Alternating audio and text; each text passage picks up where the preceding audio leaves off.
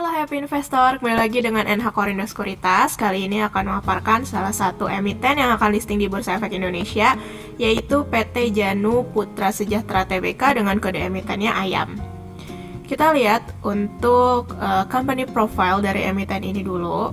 PT Janu Putra Sejahtera Tbk merupakan perusahaan yang memiliki kegiatan usaha utama dan bergerak di bidang peternakan ayam dan rumah potong ayam sejak berdiri hingga saat ini.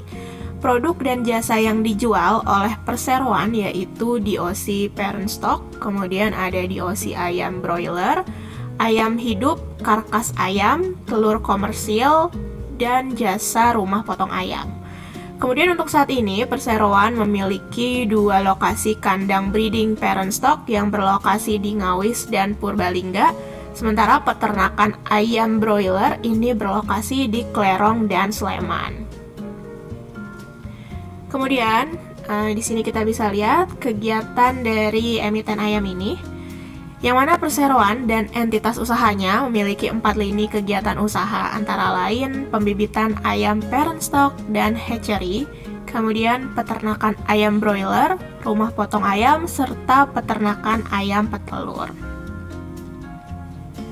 Kemudian, untuk struktur IPO, kali ini emiten ayam mengeluarkan jumlah saham sebanyak 800 juta lembar, dengan persentase IPO-nya 20% dari modal ditempatkan dan disetor penuh setelah penawaran umum. Kemudian nilai nominalnya sebesar Rp25 per lembar, harga pelaksanaan di kisaran Rp100 hingga Rp110 per lembar. Adapun nilai IPO yang akan didapat maksimal sebanyak Rp88 miliar. Adapun penjamin emisi kali ini yaitu UOB Kay Hian Sekuritas. Kemudian untuk jadwal IPO-nya, masa penawaran awal yaitu 10 hingga 16 November 2023. Tanggal efektifnya 22 November 2023. Masa penawaran umum yaitu 24 hingga 28 November 2023.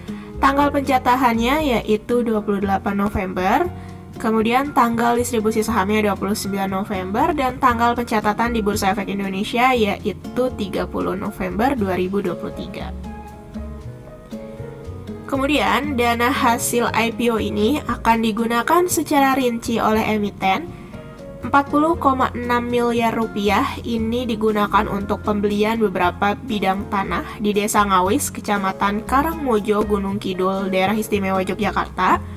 Rp15,5 miliar ini akan digunakan untuk pembelian beberapa bidang tanah di Desa Tuksono, Kabupaten Kulon Progo, Daerah Istimewa Yogyakarta, serta pembangunan fasilitas hatchery baru, di mana pembelian beberapa bidang tanah berikut pembangunan fasilitas dimaksud merupakan satu rangkaian transaksi.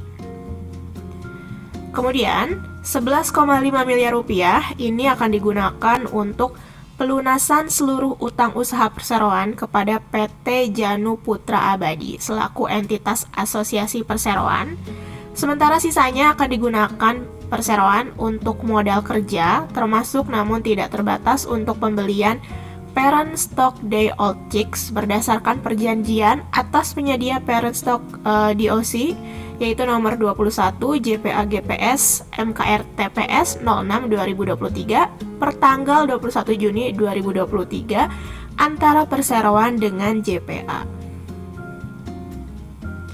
Kemudian, keunggulan kompetitif yang dimiliki emiten ayam ini antara lain perseroan bertindak sebagai peternak yang memiliki kebebasan untuk membuat keputusan berbagai aspek bisnis. Kemudian, emiten ini juga memiliki tim manajemen yang berpengalaman di bidangnya, serta perseroan juga menerapkan teknologi canggih pada peternakannya. Kemudian, untuk faktor-faktor risiko yang patut kita cermati, pertama, ada risiko utama, yaitu risiko wabah penyakit yang dapat menyerang unggas. Kemudian ada risiko usaha, yaitu risiko persaingan usaha, risiko kegagalan memperoleh perizinan yang dibutuhkan untuk kegiatan usaha, risiko perubahan teknologi, dan lain sebagainya. Kemudian untuk risiko umumnya antara lain risiko kondisi perekonomian secara makro ataupun global, risiko bencana alam dan kejadian di luar kendali perseroan, risiko kepatuhan terhadap peraturan perundang-undangan yang berlaku, dan lain sebagainya. Nah, adapun risiko yang patut diperhatikan bagi investor antara lain yaitu risiko tidak liquidnya saham yang ditawarkan pada penawaran umum perdana saham, risiko fluktuasi harga saham perseroan, serta risiko kebijakan dividen. Kemudian untuk key financial highlights yang pertama di sini ada neraca keuangan. Kalau kita lihat rasio-rasio utamanya per 31 Mei 2023, current ratio sebesar 0,45 kali, debt to asset ratio atau DAR ini sebesar 0,55 kali, debt to equity ratio sebesar 1,23 kali, ICR-nya sebesar 12,30 kali, dan DSCR-nya 1,32 kali. Kemudian untuk key financial highlights yang kedua di sini ada laporan laba rugi. Kita lihat lagi rasio-rasio utamanya per 31 Mei 2023. Adapun GPM atau gross profit margin ini tercatat 7,64%, net profit margin atau NPM sebesar 3,68%, return on assets-nya tercatat 1,59%, return on equity-nya tercatat 3,54%, revenue growth-nya minus 22,36%, dan gross profit growth sebesar minus 20,49%. Ya, sekian paparan IPO kali ini. Terima kasih.